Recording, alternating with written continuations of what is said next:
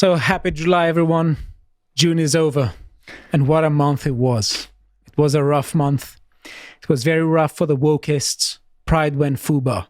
For those of you who don't know what that is, that means effed up beyond all recognition or beyond all repair. The woke camp was split, and this was 100% predictable. Now, before we say more about this, you may ask yourself, where are you going to watch the results for the UK general elections in July 4th? Ask yourself no more. We have the solution.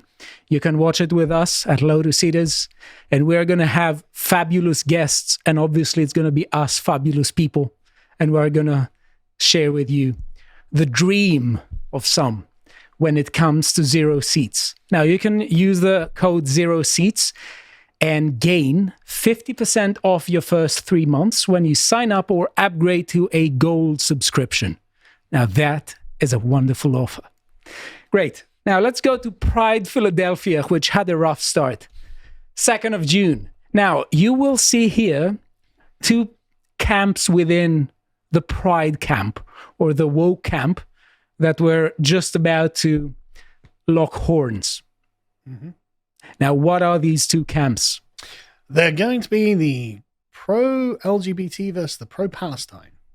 Exactly, yeah. How did I know? How did you know? And we have been saying this, but apparently a lot of people in woke governments pretend to not understand because they want to give this and sustain this illusion that somehow the woke community is coherent and it has a number of communities full of people who have a compatible idea of what constitutes respectful coexistence. But this is not the case. We have been saying so. We are warning these wokeist governments, and they don't listen to us, and they should. Right, let's have a look here what's going on.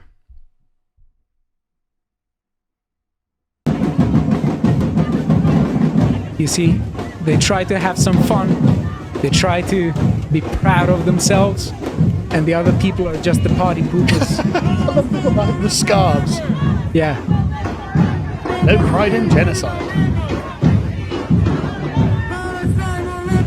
You see this man with the kafir, he shows some belly button.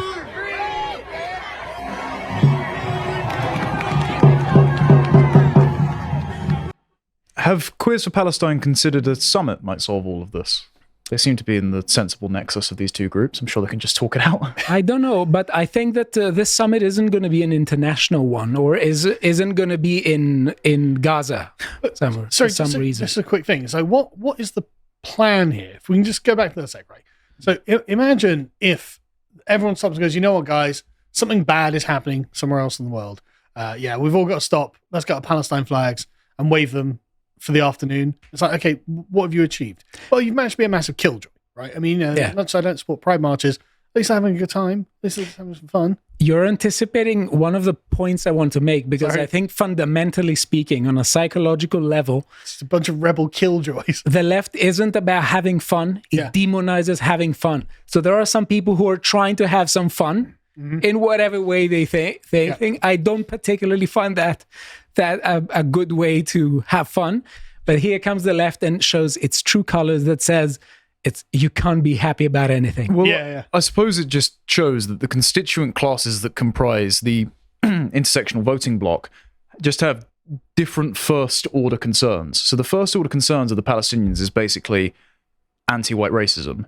And then the first-order concern of the Pride camp, which are disproportionately sort of white gays, is we want freedom from judgment. And this is what you're seeing is a jockeying as to which tip is of the spear. But notice that the solemnity of the pro-Palestine thing, that's giving them the moral edge in this competition. They're saying, no, we are for people who are suffering 10,000 miles away and, we've got nothing to do with.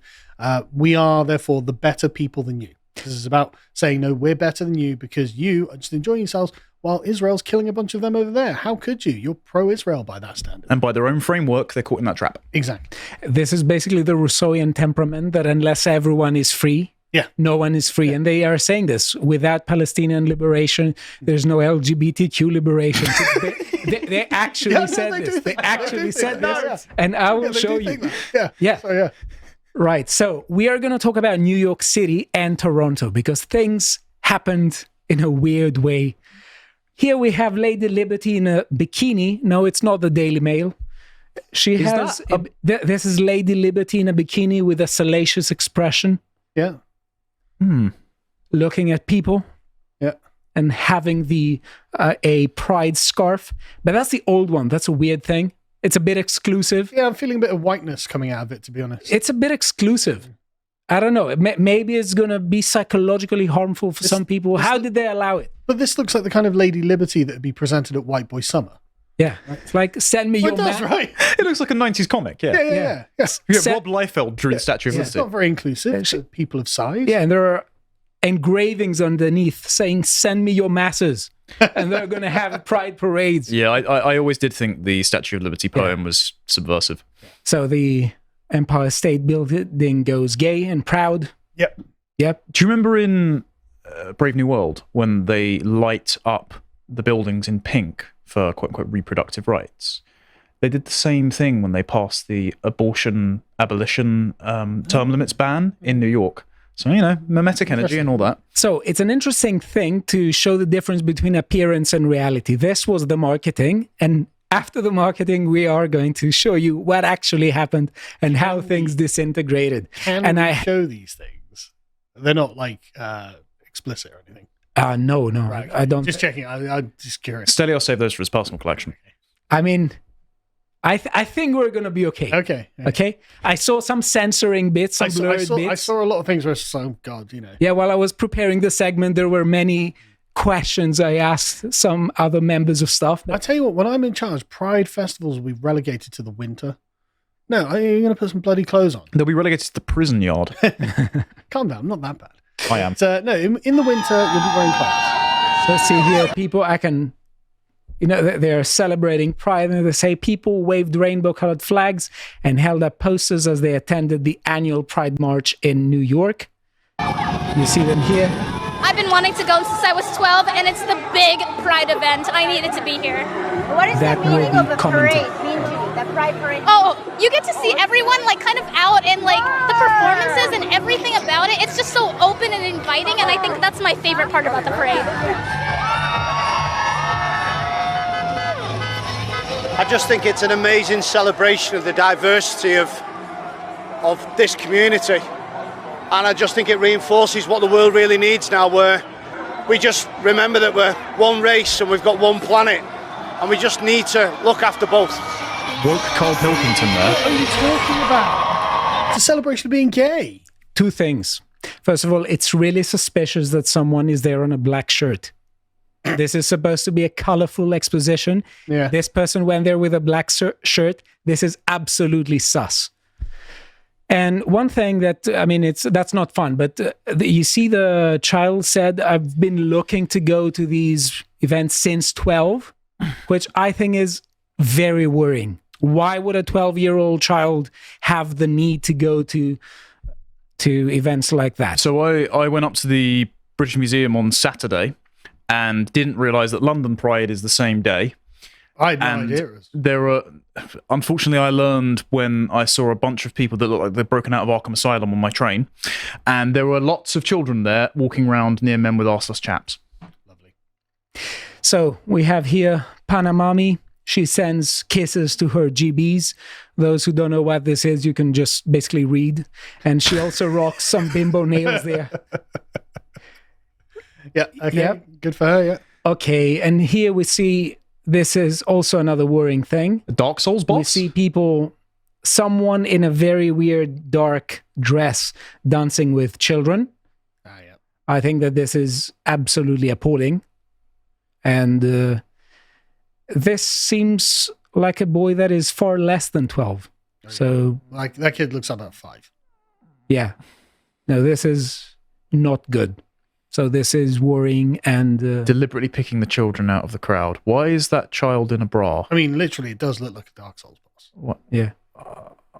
Anyway, so that's not the purpose of the segment. So I'm going to show you now the left in existential crisis. So the main slogan is, without Palestinian liberation, there can be no liberation for the LGBTQ thing. Camp.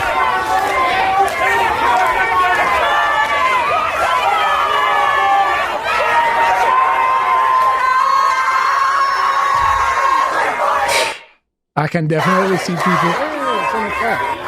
Yeah.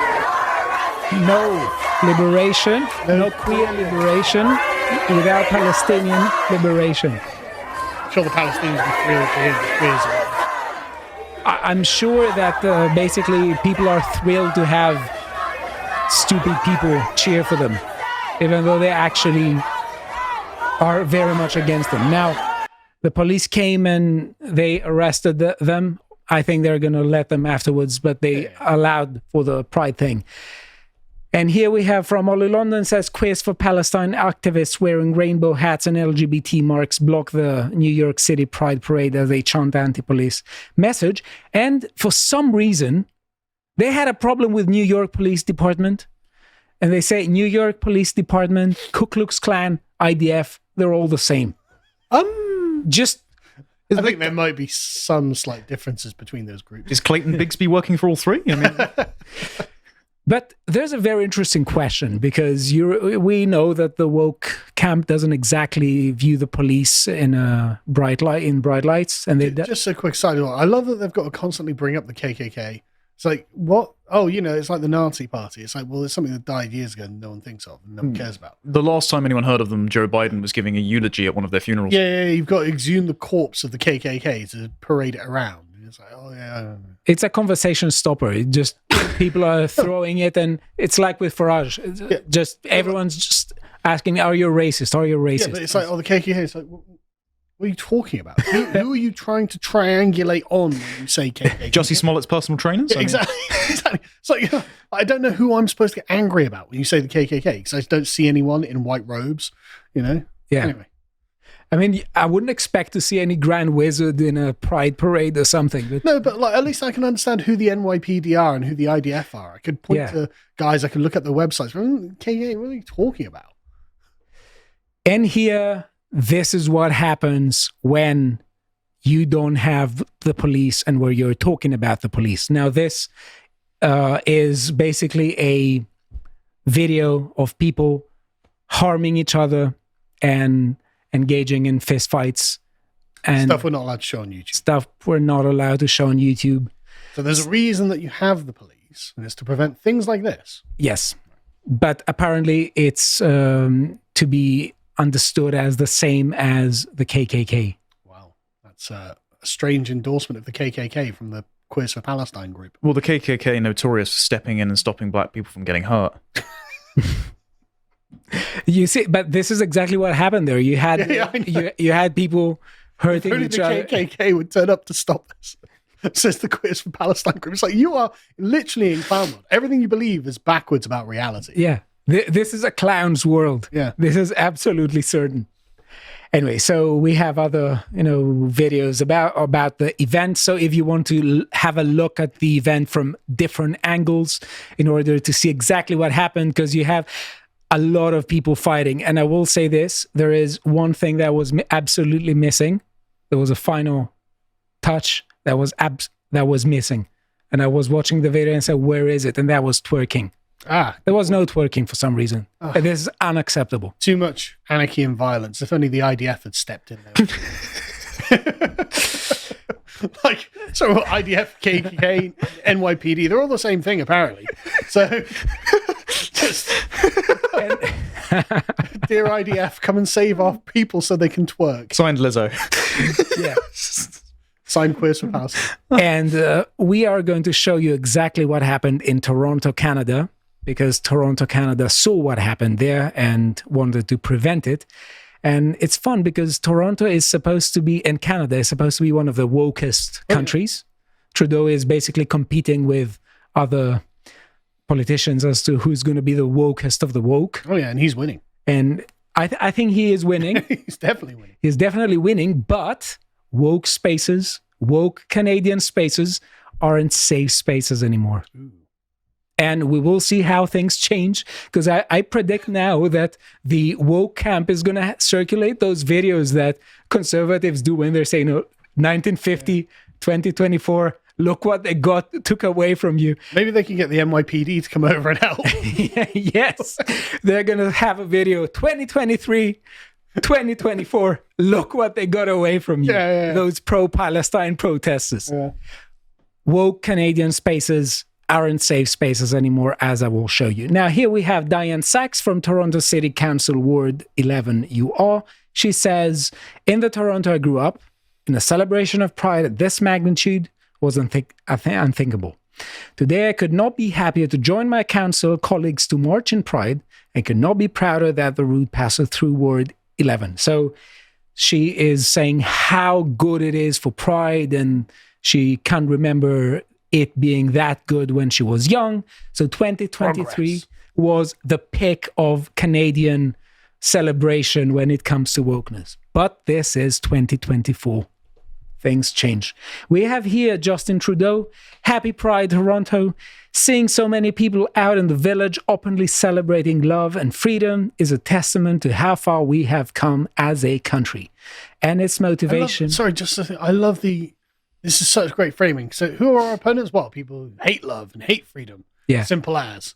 That simple. Meanwhile, there goes your bank account. Yeah. Yeah. And Don't you dare protest our love and freedom. And you see We'll that imprison you. that wokeists have a really bad understanding of society, even when it comes to the woke camp. This was posted on June the 30th. But today's July the 1st, and you will see what they posted. Trudeau says, feel this proud. We need to keep fighting so that every single person can feel this proud and this free to be who they are. Oh, but what if who they are is an actual Nazi? Are you going to have that? I hate these sort of statements, because that's actually an open invitation to Nazi pride events in Toronto. Yeah, it is. It's so abstract. It literally means whoever you are. Pedophile pride events. You know, yeah, whoever you are. That's what he's inviting with them. I prefer not to speak. If I speak, I'm in big trouble. Big trouble. Connor, maybe you should hold it. Yes. I don't want to see you in trouble. Yes. Right. We have here Pride Toronto, July 1st. Resistance is justified when people are occupied. That's the beginning.